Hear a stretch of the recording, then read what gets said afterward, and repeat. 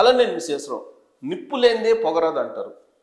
రాజకీయ నాయకులు ఒక స్టేట్మెంట్ ఇచ్చారంటే దాని వెనుక ఖచ్చితంగా ఏదో ఒక రాజకీయపరమైన అంశం లేదంటే విధానపరమైనటువంటి అంశం ఉండాలి ఉంటుంది అనేటువంటి భావన రాజకీయ నాయకుల గురించి బాగా తెలిసినటువంటి వాళ్ళు విశ్వసిస్తూ ఉంటారు. తాజాగా పొంగులేటి శ్రీనివాసరెడ్డి గారు మంత్రి, అలాగే మరొక మంత్రి కొండా సురేఖ గారు, వీళ్ళిద్దరూ ఇచ్చినటువంటి స్టేట్మెంట్ ఏంటంటే తెలంగాణకు మరో రాజధాని వరంగల్ అని చెప్పారు. కరెక్ట్గా ఈ స్టేట్మెంట్ వెనుక దాగి ఉన్నటువంటి రాజకీయపరమైన విధానపరమైన అంశం ఏంటి అనే దాని మీద కొంచెం డెప్త్గా కనుక ఆలోచిస్తే రాబోయేటువంటి రోజుల్లో హైదరాబాద్ కేంద్ర పాలిత ప్రాంతం అవుతుంది అనేటిది చాలా కాలంగా వినిపిస్తున్నది. దానికి అనుగుణంగా వీళ్ళిద్దరు స్టేట్మెంట్ ఉంది అనేది ఒక భావన. దేశ రెండో రాజధానిగా అమరావతి, హైదరాబాద్, బెంగళూరు, చెన్నై అనేది బాగా వినిపిస్తుంది. దేశ రెండో రాజధాని దేన్ని చేయాలి అనే దాని మీద దానికి సంబంధించి ఆల్రెడీ తీర్మానం చేసి పంపించింది తమిళనాడు ప్రభుత్వం, చెన్నై కావాలని. కర్ణాటక ప్రభుత్వం బెంగళూరు కావాలని పంపించింది. అలాగే హైదరాబాద్ కావాలని చెప్పేసి తెలంగాణ ప్రభుత్వం కూడా అనుకుంటుంది దేశ రెండో రాజధాని. కాకపోతే ఢిల్లీ తరహా రాజధాని మాకు వద్దు అని చెప్తూ ఉన్నారు. కేసీఆర్ గారు కూడా అప్పట్లో మాకు ఢిల్లీ తరహా రాజధాని వద్దు, కాకపోతే మాకు రాజధాని దేశ రెండో రాజధాని మాత్రం మాకు కావాలి, దానికి ఆహ్వానిస్తున్నామని కూడా చెప్పారు. సో ఇప్పుడున్నటువంటి ప్రభుత్వం కూడా బహుశా దానికి ఆహ్వానించవచ్చు. పైగా ఇప్పుడు ఢిల్లీ సంబంధాలు చాలా మెరుగ్గా ఉన్నాయి తెలంగాణ ప్రభుత్వంతో. బడే భాయ్ చోటా భాయ్ అనే స్థాయికి సంబంధాలు కనిపిస్తున్నాయి.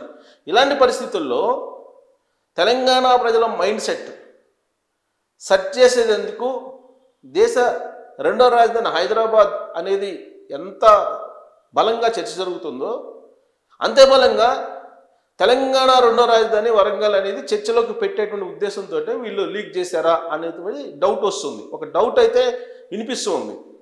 పైగా కేంద్ర ప్రభుత్వం ఖచ్చితంగా దేశ రెండో రాజధానిని ఏర్పాటు చేయాలనే ఆలోచనతో ఉన్నట్టు బీజేపీ వాళ్ళు కూడా అనేక సందర్భాల్లో చెప్పారు. వాళ్ళ మేనిఫెస్టోలో కూడా దేశ రెండో రాజధాని అనేది గతంలో ఉండేది, రాజ్యాంగంలో కూడా ఉంది. రాజ్యాంగం రాసేటప్పుడే దేశ రెండో రాజధాని అనేది మెన్షన్ చేశారు. అలాగే బీజేపీ మేనిఫెస్టోలో కూడా దేశ రెండో రాజధాని సౌత్లో పెట్టాలి అనేది ఒక అభిప్రాయం, అలాంటి ఆలోచన కూడా ఉంది అని చెప్పి అప్పుడప్పుడు లీకులు ఇస్తూ ఉంటారు. దేశ రెండో రాజధాని విషయం అనేక సందర్భాల్లో చర్చలోకి వచ్చింది.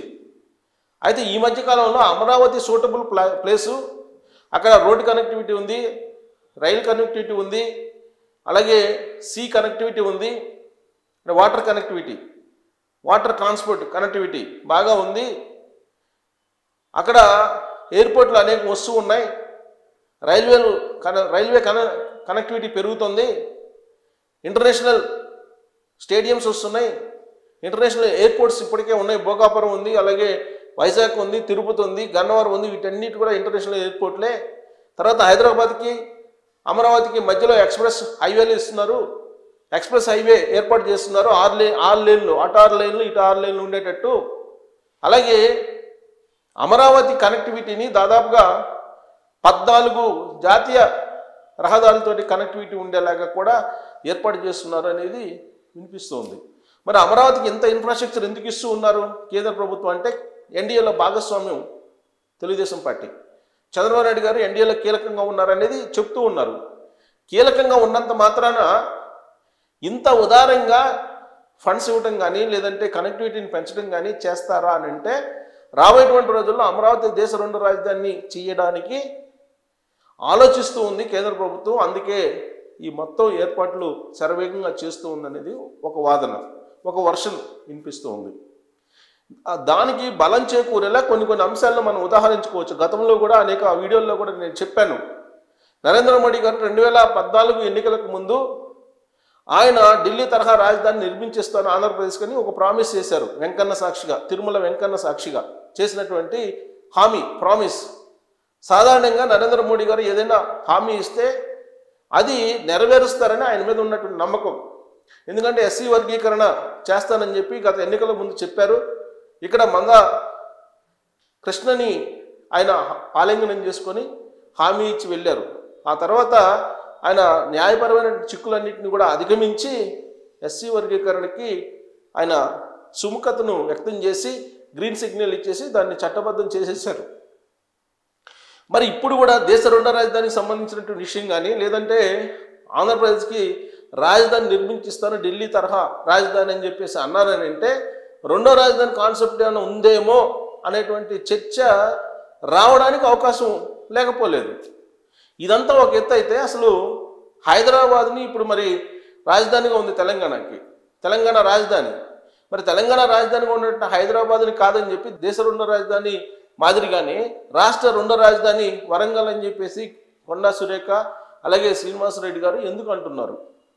అది కేవలం ఒక సిటీని డెవలప్ చేసుకునేదానికా, లేదంటే సిటీకి హైప్ తీసుకురావడానికా, లేదంటే కేంద్రపాలిత ప్రాంతం హైదరాబాద్ అవుతుంది కాబట్టి తెలంగాణకి రాజధాని వరంగల్ ఉండాలి కాబట్టి వరంగల్ని చేస్తున్నారు, వరంగల్ అయితే బెస్ట్ అనేటువంటి ఉద్దేశంతో వరంగల్ని అందరూ ఆమోదయోగ్యంగా ప్రమోట్ చేస్తున్నారా?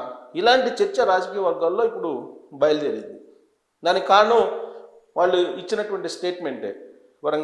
వరంగల్లోనే ఇచ్చారు. వరంగల్ గురించి వరంగల్ ఇప్పటికే హైదరాబాద్ తర్వాత పెద్ద రాజధాని, పెద్ద సిటీ తెలంగాణకి.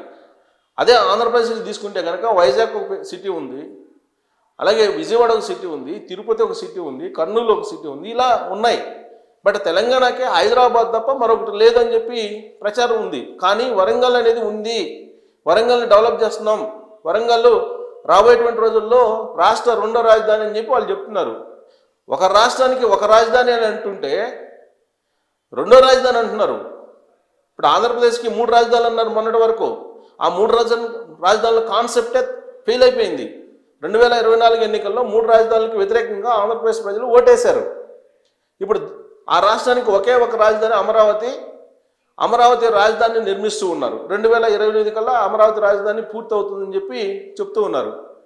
మరి అలాంటి కాన్సెప్ట్లో ప్రజలందరూ ఒకే రాజధాని కావాలంటూ ఉంటే అక్కడేమో 3 రాజధానులకి ఆల్మోస్ట్ సమాధి కట్టారు. ఒకే రాజధాని మాది అమరావతి అని చెప్పి చెప్పారు ఆంధ్రప్రదేశ్ ప్రజలు. తెలంగాణలో రెండో రాజధాని కాన్సెప్ట్ వస్తుంది. ఇప్పుడు వరంగల్ రెండో రాజధాని అని చెప్పి ప్రచారం చేస్తున్నారు, మంత్రులే చేస్తున్నారు. మరి ఏ ఉద్దేశంతో చేస్తున్నారు? హైదరాబాదు కేంద్రపాలిత ప్రాంతం అవుతుంది కాబోతుంది అనేటువంటి ఉద్దేశంతో, లేదంటే కేవలం వరంగల్ అభివృద్ధి కోసం ఆ సిటీని హైప్ చేయటం కోసం మాత్రమే ఆ విధంగా చేస్తున్నారా? ఏ ఉద్దేశంతో తెలంగాణ రెండో రాజధాని వరంగల్ అని చెప్పి ఈ మంత్రులు వ్యాఖ్యానిస్తున్నారు? దీని వెనుక ఉన్నటువంటి రహస్యం ఏంటి? దేశ రెండో రాజధాని హైదరాబాద్ కాబోతుందా, కేంద్రపాలిత ప్రాంతం కాబోతుందా, లేదంటే అమరావతి దేశ రెండో రాజధాని చేసి కేంద్రపాలిత ప్రాంతం హైదరాబాద్ని చేస్తారా? రాబోయేటువంటి రోజుల్లో ఏం జరగబోతుంది?